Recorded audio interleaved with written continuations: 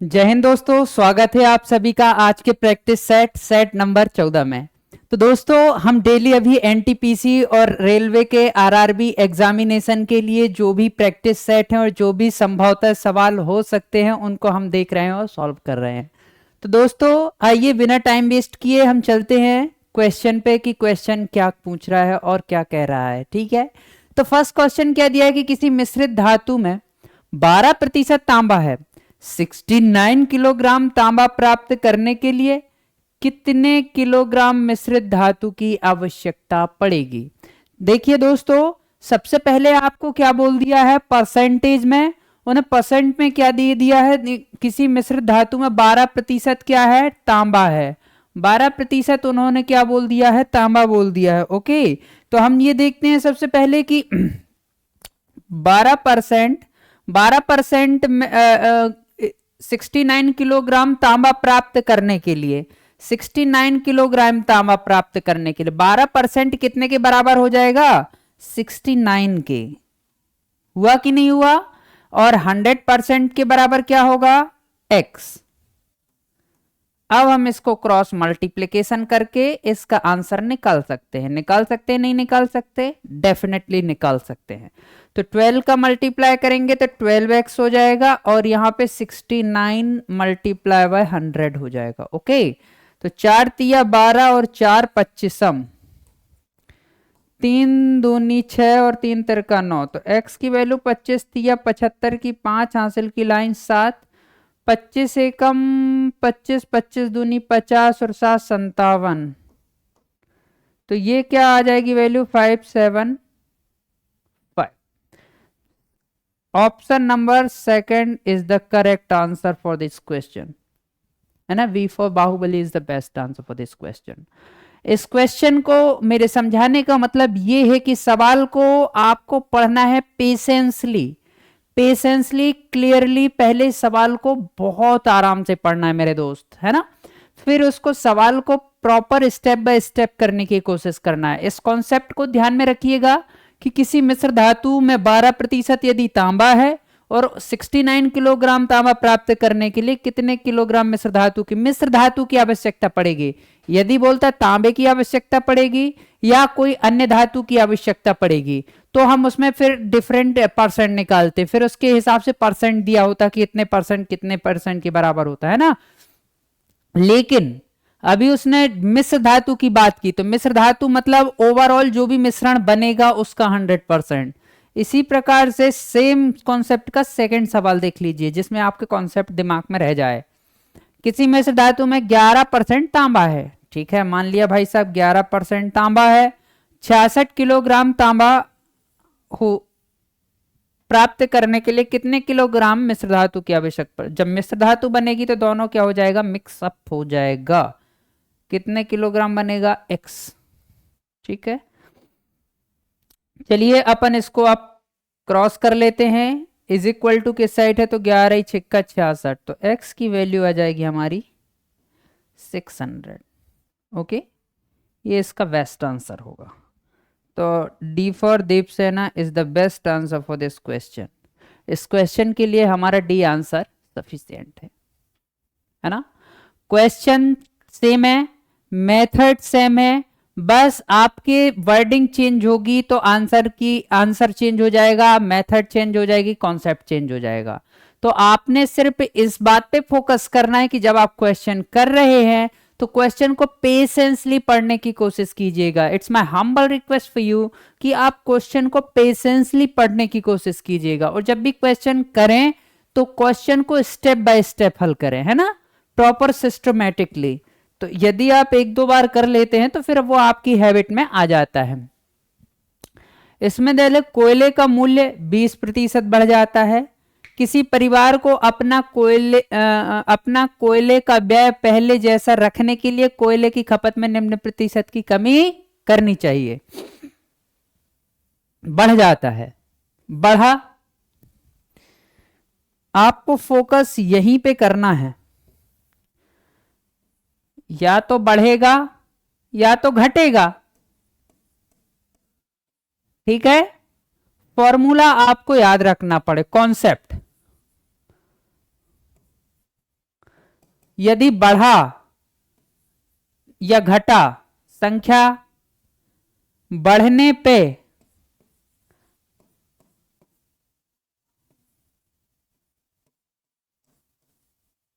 This is your concept, 100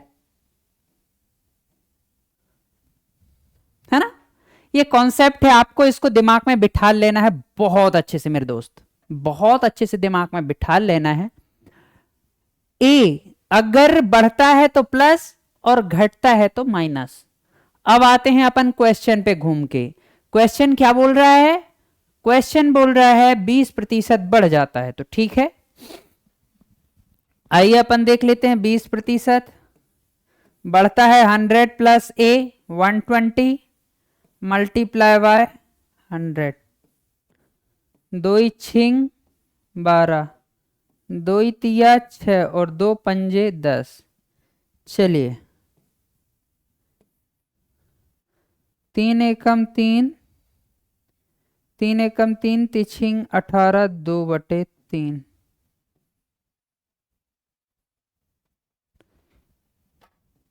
answer D for Devasena is the best answer for this question. Clear हुआ आपका concept? Method clear हुई आपको? ये मैं आपको करवा रहा हूं इसलिए टाइम लग रहे हैं इतने छोटे छोटे क्वेश्चन। यही क्वेश्चन आपको एग्जाम में पूछ के आपको भ्रमित करता है, भ्रमित करता है इन द सेंस कि आपको परेशान कर सकता है ना। जब भी आप इस प्रकार के क्वेश्चन करें तो एक बात आप विशेष रूप से ध्यान रखें कि जितनी कम वैल्यू होगी उतना कठिन क्वेश्चन लेंदी हो सकता है, बशर्ते अगर आप क्वेश्चन को ना समझ पाए, है ना। इसीलिए मैं कहता हूं कि आपको जब भी क्वेश्चन करना है प्रॉपर स्टेप बाय स्टेप करना है। जब आप बिगिनर हैं, जब आप बिगिनर हैं, बिगिनरों के लिए जो स्टार्ट कर रहे हैं, अभी 9th-10th में है या 11th-12th में है, जो अभी तैयारियां स्टार्ट ही किए हैं, अभी न्यू गवर्नमेंट एग्जामिनेशन की मैथ्स की तैयारी कर रहे हैं, तो मेरी आपसे रिक्वेस्ट है कि कोई भी शॉर्ट ट्रिक पे मत जाइएगा, इसकी नॉर्मल प्रोसेस के हिसाब से आप आगे बढ़िएगा। बहुत अच्छा होगा कि आप नॉर्मल प्रोसेस से अगर आप एक 1 बाय 1 स्टेप बाय स्टेप आगे बढ़ेंगे तो बहुत अच्छा होगा आपके लिए कि आपको सारे स्टेप 1 बाय 1 क्लियर होंगे। इसमें भी बढ़ा दिया है, बढ़ा के ही दिया है इसमें, ठीक है, तो इसमें बढ़ा के देख लो। चलो इसको ऐसा करते हैं, इसको ऐसा करते हैं, एक बढ़ाई का तो कर लिया, एक घटाई का भी कर लें, है ना। तो थोड़ा सा इसको आप, इस क्वेश्चन को तो हम करेंगे, चलो इसको हम पहले कर दे रहे, ठीक है। बढ़ाए हैं तो बढ़ाए वाले को हम यहां हल कर दे रहे, ठीक है। तो 25% बढ़ा दिया, नीचे होगा 125 मल्टीप्लाई बाय 100, ठीक है।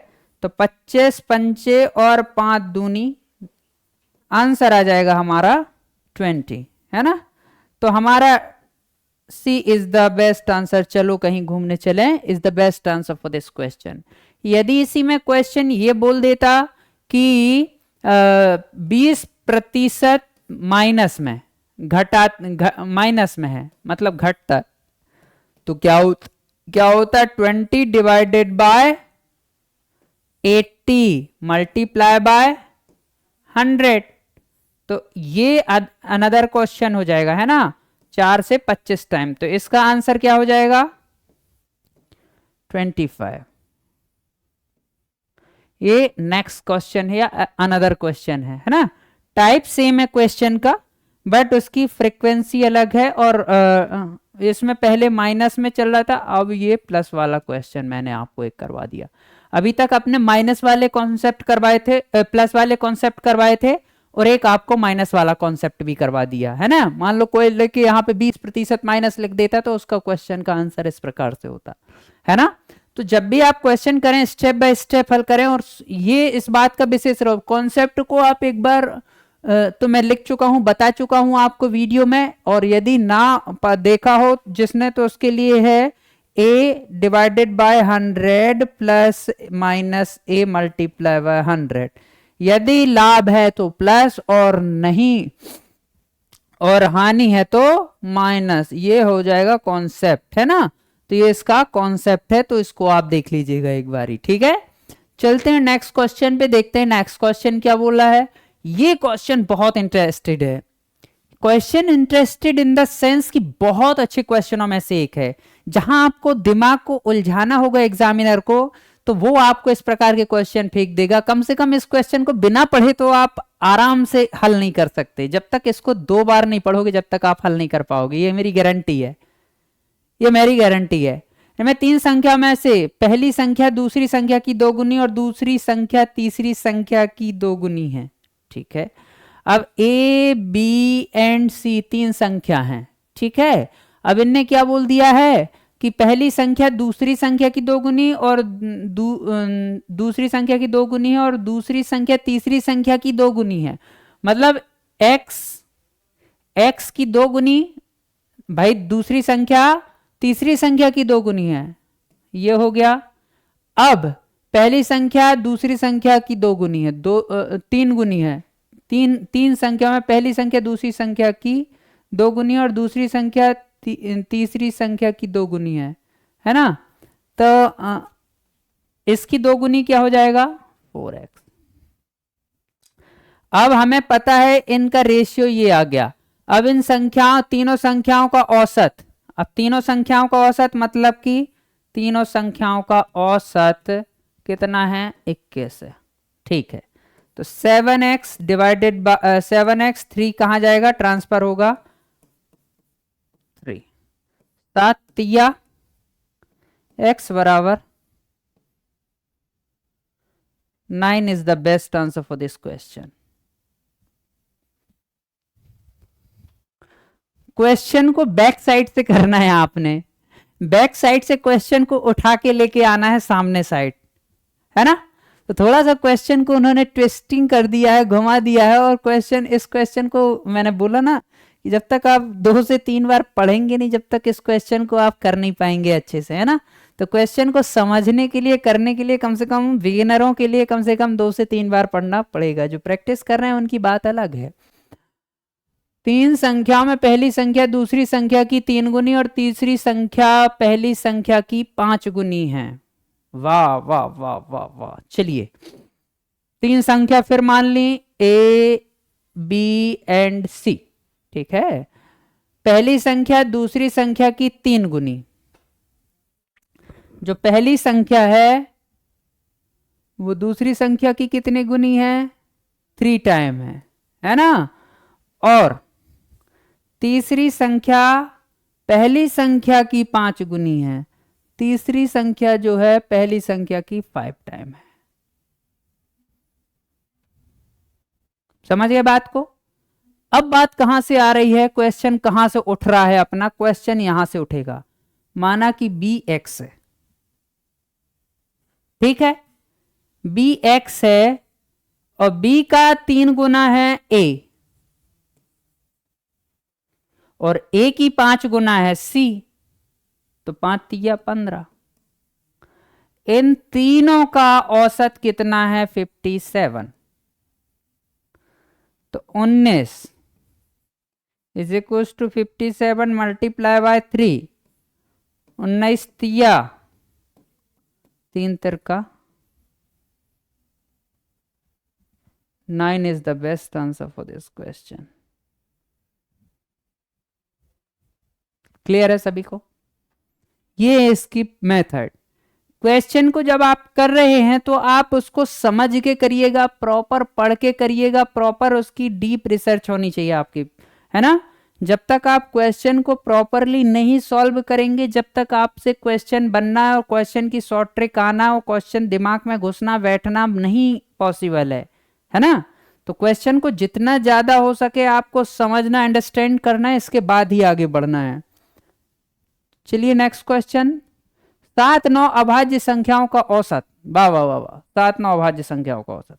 अब 7 9 अभाज्य संख्या है तो मेरे हिसाब से सबसे बन जाएंगी 2 3 5 7 11।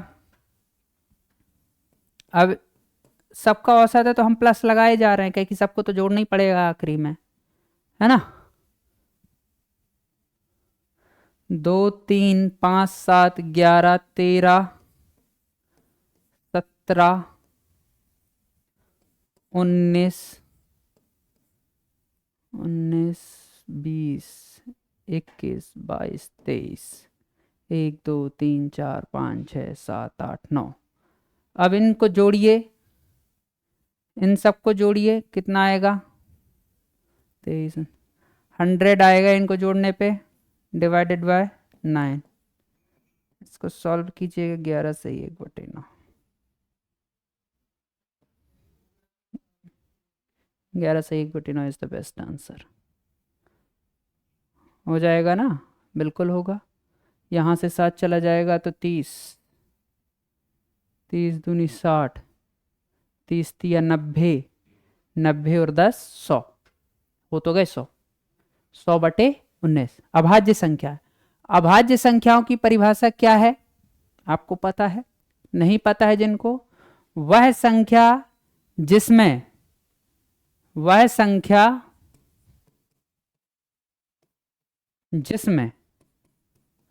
मैं डिस्क्रिप्शन में ये पढ़ा चुका हूं नंबर सिस्टम में, स्वयं और एक के अलावा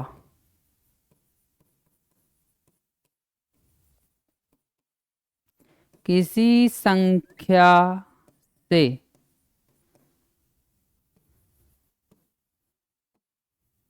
विभक्त ना हो, विभक्त ना हो मतलब भाग ना जाए, डिविजिबल ना हो, है ना? तो ये क्या है? अभाज्य संख्या होगी, ये होंगी अभाज्य संख्या। ठीक है, ये इसकी परिभाषा है। एक, अब देख लीजिए, 2 स्वयं 2 से ही कटेगी और 1 से कटेगी, 3 स्वयं 1 से कटेगी या 3 से कटेगी, 7 स्वयं 7 से कटेगा या तो किससे कटेगा? 1 से, इसके अलावा किसी से नहीं कटने वाला, इसलिए। ठीक है, चलते हैं नेक्स्ट क्वेश्चन पे, देखते हैं नेक्स्ट क्वेश्चन क्या बोल रहा है। किसी राशि पर 2 वर्षों में 3% वार्षिक ब्याज की दर से, इसके लिए मैं आपको एक कॉन्सेप्ट बता रहा हूं, आप उस कॉन्सेप्ट को समझिएगा। ये मैंने अभी संकल्प सीरीज में शायद मैंने पढ़ाया है, उसमें ये कॉन्सेप्ट मैंने आपको बहुत अच्छे से इंट्रोड्यूस किया है। अब इस कॉन्सेप्ट को एक बार और समझने की जरूरत है। हमें 2 वर्ष का सिंपल इंटरेस्ट और compound interest and simple interest, देखिएगा, अगर हमें 2 वर्षों का कंपाउंड इंटरेस्ट चाहिए है, 2 वर्ष का कंपाउंड इंटरेस्ट चाहिए तो हमें सक्सेसिव मेथड लगानी पड़ती है, a प्लस बी प्लस या minus A B divided by 100। ये मेथड लगा के हम सक्सेसिव मेथड 2 वर्षों की निकालते हैं, डेफिनेटली निकालते हैं, नो शंका की निकालते हैं। लेकिन जब हम चक्रवृद्धि 2 साल का निकालते हैं, लेकिन जब हम साधारण ब्याज निकालते हैं, तो परसेंटेज का खेला होता है पूरा इसमें। तो 2 साल का परसेंटेज हमारा सीधा 3 दूनी 6% होता है। चक्रवृद्धि ब्याज में इसलिए ज्यादा हो जाता है क्योंकि उसमें ब्याज के ऊपर ब्याज मार देता है ना? मतलब इस साल का अमाउंट सिंपल इंटरेस्ट का, साधारण ब्याज का, नेक्स्ट वर्ष के लिए, जो अगले वर्ष लिए, उसके लिए प्रिंसिपल अमाउंट बन जाता है। ठीक है, सेम सिंपल इंटरेस्ट में ब्याज सेम रहता है, हर साल का सेम रहेगा, बट इसके लिए ब्याज के ऊपर ब्याज लगने से इसमें क्या हो जाएगा? तो अब इसका 3 वर्ष का 2 साल का, तो 3 दूनी 6, 3 तिरका 9, पॉइंट 2 संख्या बाद दशमलव, है ना? तो 6.09, 3 तिरका 9 और 100। ठीक है, अब आपको ये पता होगा कि 2 वर्षों का चक्रवृद्धि ब्याज कितना दिया है। 2 वर्ष का चक्रवृद्धि ब्याज 6.09 कितने के बराबर है? 1101.50 के बराबर है। 2 संख्या बाद दशमलव है, 2 संख्या बाद दशमलव है, कोई वैल्यू नहीं, काट दो। कोई वैल्यू नहीं, क्योंकि दो संख्या बाद इसमें, दो संख्या बाद काट दो, ठीक है। तो 609 की वैल्यू 10150 के बराबर है। तो अब हमें कितने परसेंट की वैल्यू निकालना है सिंपल इंटरेस्ट के लिए? 6% की वैल्यू कितनी होगी? x। क्रॉस मल्टीप्लीकेशन करेंगे इसमें, क्रॉस मल्टीप्लीकेशन करेंगे इसमें, तो आई थिंक कितना आएगा?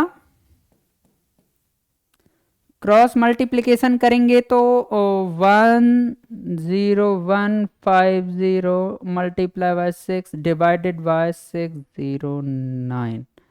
इसका डिवाइड करेंगे तो कितना आएगा? 6 एकम 6, 0 काट लीजिए, 9 3 3 से काट लीजिए पहले, 3 दूनी 6, और फिर इसको काट लीजिएगा, 100 टाइम में ये कट जाएगा।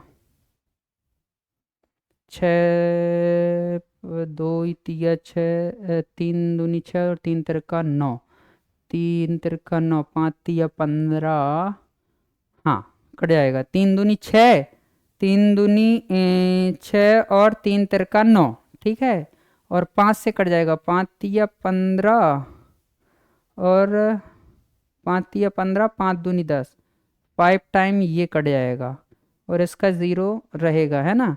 अपन 50 दूनी 100 हो जाएगा, डेफिनेटली आंसर। ये मेथड है इसकी।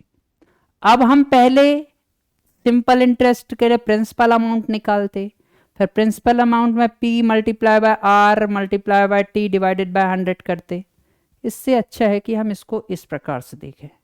हमें पूरा खेला होता है परसेंटेज का, और परसेंटेज के खेले को पकड़ के चलना है बस आंसर। इसी के समझने के लिए, इसी को एकाग्र रूप से प्रिपेयर करने के लिए एक और क्वेश्चन सेम मेथड का। अब इसमें दे दिया 14%। ये मोस्ट आईएमपी क्वेश्चनों में से एक है। कॉन्सेप्ट क्वेश्चन तो नहीं आएगा लेकिन कॉन्सेप्ट आएगा। ये मेरी आपसे विनती है कि आप क्वेश्चनों को अच्छे से कीजिएगा। 2 वर्षों के लिए CI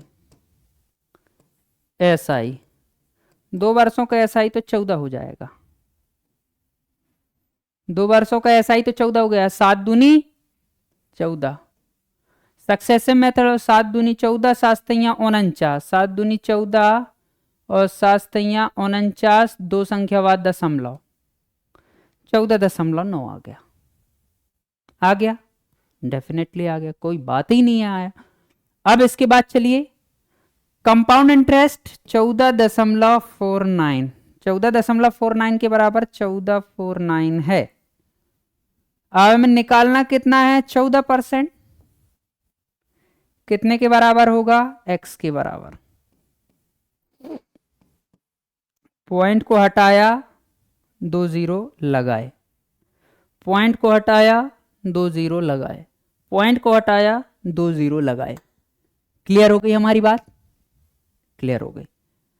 अब ये पूरा 1 टाइम से 1 टाइम में उड़ जाएगा, बचेगा क्या? x की वैल्यू 1400।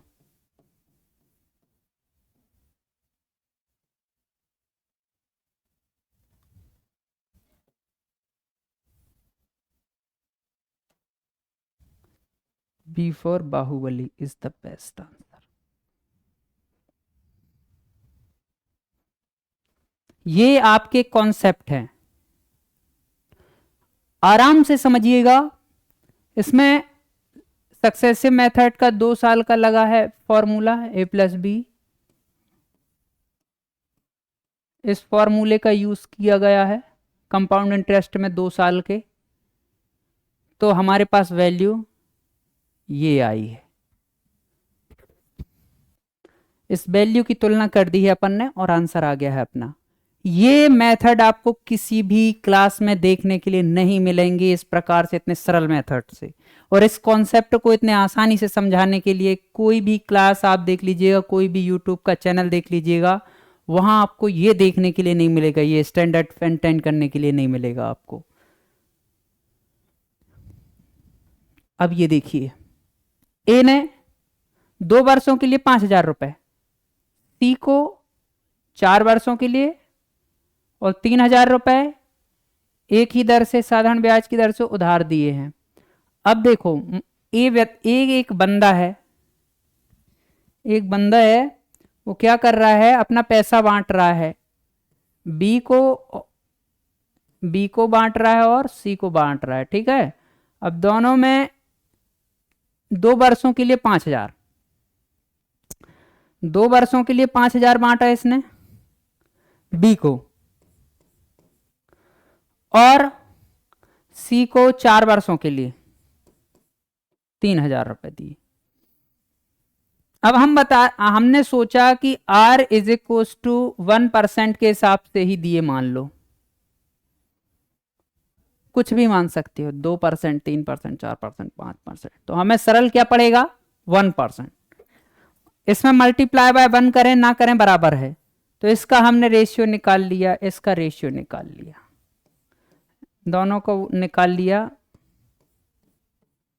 इसका हो गया 100, इसका हो गया, तो ये हो गया 220। 220 कितने के बराबर है हमारे पास, कुल है 2000।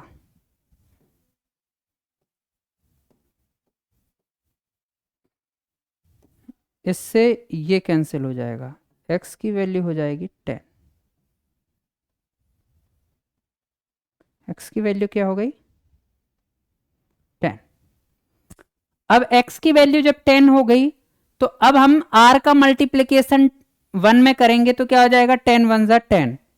तो हमें r की वैल्यू गिवन हो गई, r की वैल्यू गिवन हो गई हमें 10%। क्योंकि यदि हम इसका r में मल्टीप्लिकेशन करते जाएं, तो r में हमने यहां पे कितना माना है, 1 माना है, 1% मान के चले है ना। चूंकि हमें ये इसका कॉन्सेप्ट समझना था कि हमें यहां से b और c को जो वैल्यू दे रहे हैं वो कितने परसेंटेज के हिसाब से दे रहे हैं, हमें 1 मान के चला है। तो जब 1 मान के चला है, तो इसमें हम कॉन्सेप्ट में कितनी वैल्यू रख दें, जो भी आंसर आएगा हमें उसमें 1 से मल्टीप्लाई करना पड़ेगा, वही इसका आंसर होगा। सेम कॉन्सेप्ट, ए और बी ने 2 वर्षों के लिए 4,000 बी को, अब ए ने इसमें क्या किया है, बी को 2 वर्षों के लिए 4,000 प्लस 7,000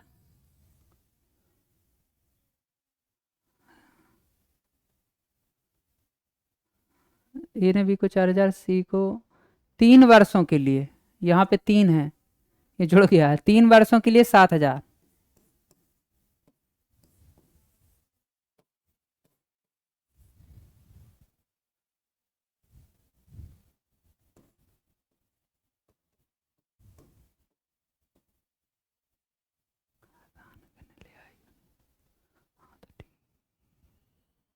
ये हो गया सी, आपने सी की वैल्यू यहां ली, ठीक है। अब इन दोनों को क्या करेंगे, आप ऐड कर लेंगे,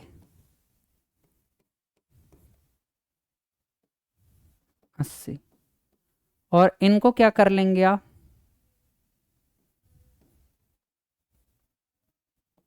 क्या हो जाएगा 290।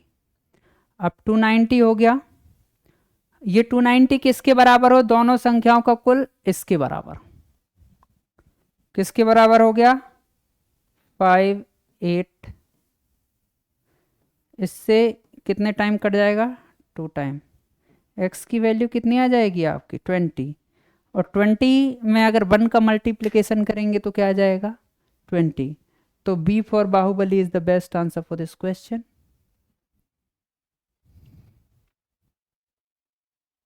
कोई दिक्कत परेशानी तकलीफ नहीं होनी चाहिए, है ना। चूंकि जब हम क्वेश्चन कर रहे होते हैं, हमारा क्वेश्चन थोड़ा सा यहाँ से, ये देखो इसमें इंग्लिश वाले में है, इंग्लिश हिंदी वाले में, तो यहाँ पे 3 है ना, 3 वर्षों के लिए। 3 संख्याओं का अनुपात कुछ इस प्रकार है, इनका योग इतना है, तो संख्या बताइए। कुछ नहीं करना है, डायरेक्ट इन्हीं का अनुपात निकालना है। तो 3 तिरका 9x², 4x², 25x², है ना, इज इक्वल्स टू 1862, है ना। अब इसके बाद क्या करना पड़ेगा, 38 x square is equal to 1862, x square is equal to 49, तो एक्स की वैल्यू आ जाएगी 7।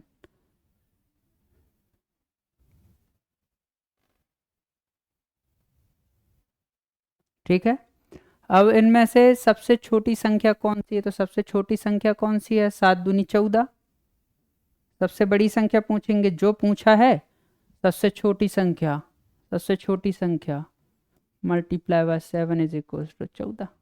सबसे बड़ी होती तो 5, 7 पन्ना 35, जो पूछा जाए वो बता देना। वह छोटी से छोटी संख्या पूर्ण वर्ग, आहा ये मस्त सवाल है, ये आप याद कीजिएगा जब मेरे पुराने वीडियो देखिएगा। नंबर सिस्टम में मैंने आपको बताया था जिस संख्या के लास्ट संख्या 2 डिजिट 4 से विभाजित हो वो 4 से विभाजित है, जो तो विभाजितता का नियम है, तो 3 से विभाजित हो तो 3 से नियम। अब इसमें आपको 3 संख्या दी हैं, 21, 36 और 66। 30 आते, 9 चौको और 11 छिक्का।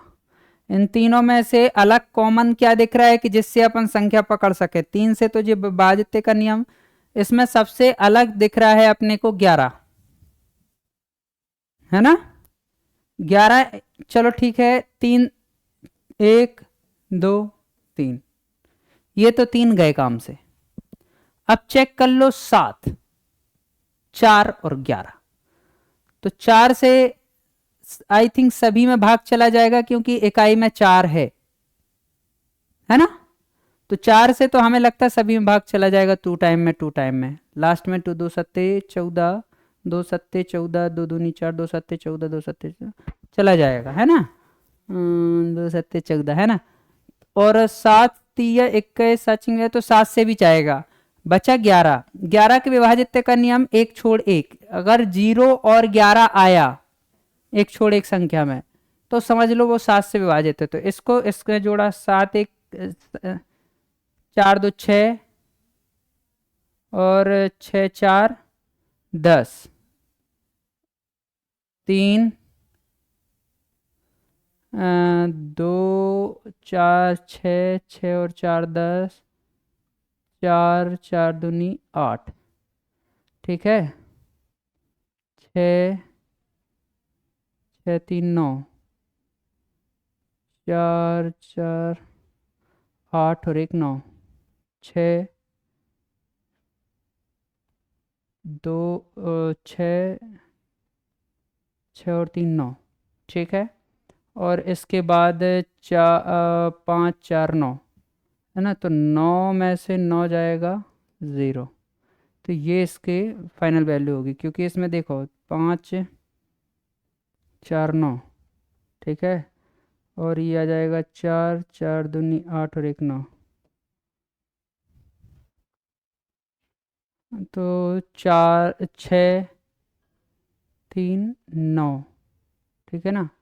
और इसके बाद ये आ जाएगा 5 4 9, 2 संख्या है इसमें, आपको विभाजितता का नियम जिसमें 0 आएगा लास्ट में वही संख्या मान होगी, तो इसमें सबसे नीचे आप देख लेंगे तो इसमें सबसे नीचे वाली संख्या 2 से वेरीफाई हो रही, कट रही है ना। जो संख्या में 11 का विभाजितता का नियम लागू हो रहा है वो संख्या है 21,344, इससे कट रही है, ये संख्या आपकी 7 से डिविजिबल हो रही है, इसलिए ये नहीं होगी। एक वह निम्नलिखित संख्या जिसमें 90 में ए का गुणा करने पर पूर्ण घन बन जाए। चलिए 90 मल्टीप्लाई बाय ए, क्या मल्टीप्लाई बाय करें, 90 को अपन किस में तोड़ लेंगे, 9 पना 45, 45, है ना, 9 पना 45। अभी हमें किस किस की ज़रूरत है, इसमें हम देख लें तो इस 9 को तोड़ लेंगे तो 3 3, और ये आ गया सीधा 5। अब हमें किसकी आवश्यकता है, हमें घन करने के लिए किसकी आवश्यकता है? हमें घन करने के लिए 1 3 की आवश्यकता होगी, 1 3 की आवश्यकता होगी क्योंकि 3 3 की जोड़ी बनती है ना, और 2 5 की आवश्यकता होगी, है ना। तो 9 पना 45 और 45 दूनी 90, यहाँ पे 9 पना 45 और 45 दूनी 90 हो जाएगा ना। तो 90 यहाँ पे आ जाएगा 10,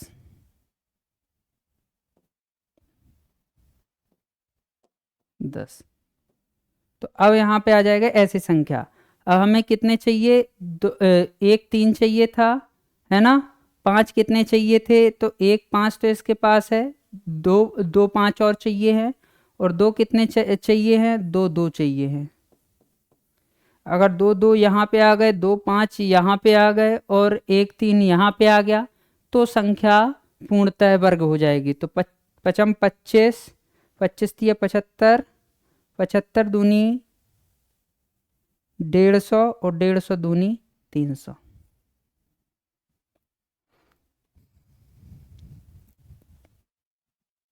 भाई इसको तो अपन ऐसे लिख सकते हैं। तो इसके लिए अपन ने 1 3 बाहर उठा लिया, इसके लिए अपन ने 1 3 उठा लिया। अब इनकी 3 की जोड़ी बनाने के लिए हमें दो बार 2 चाहिए ना, तो एक ये है और एक ये है। और 5 के लिए हमें 2 5 चाहिए, तो एक 5 ये है और एक 5 ये है।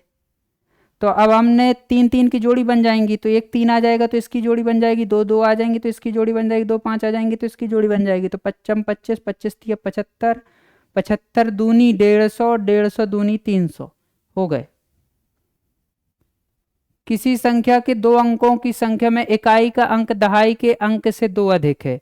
इकाई का अंक दहाई के अंक से 2 अधिक है, तो ये नहीं हो सकता।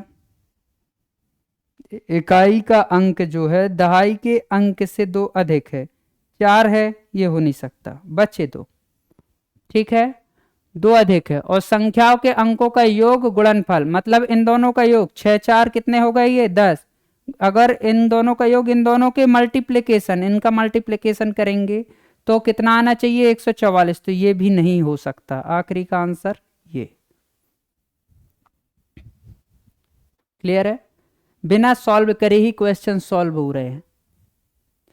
तो ऐसे क्वेश्चन आपको एग्जाम में बहुत देखने के लिए मिलेंगे आरआरबी में, क्योंकि इतने कठिन क्वेश्चन नहीं आते। तो डेली दोस्तों आपको 5 से 6 डेली प्रैक्टिस के लिए मेरी क्लास में डेली इवनिंग में आना है ना, सोमवार से शुक्रवार। और डेली प्रैक्टिस सेट आपको मिलेंगे। जो क्वेश्चन नहीं बनते उसके लिए मैं शॉर्ट वीडियो बना के अपलोड कर दूंगा इसी चैनल पे, वो क्वेश्चन भी आप देख लीजिएगा, ट्रिक भी देख लीजिएगा। जो मैं अपनी मैजिकल ट्रिक, जो भी शॉर्ट ट्रिक क्वेश्चनों की संभव होंगी वो बना के आज से मैं अपलोड करना शुरू करूंगा, है ना, सोमवार से। तो दोस्तों आज का सेशन आपको कैसा लगा आप कमेंट करके जरूर बताइएगा। और जो बच्चे आज मेरे साथ जुड़े लाइव में उनके लिए बहुत बहुत धन्यवाद। और डेली 5 से 6 इसी क्लास में आने की कोशिश कीजिएगा, है ना, निरंतरता बनाए रखिएगा। जब तक के लिए जय हिंद।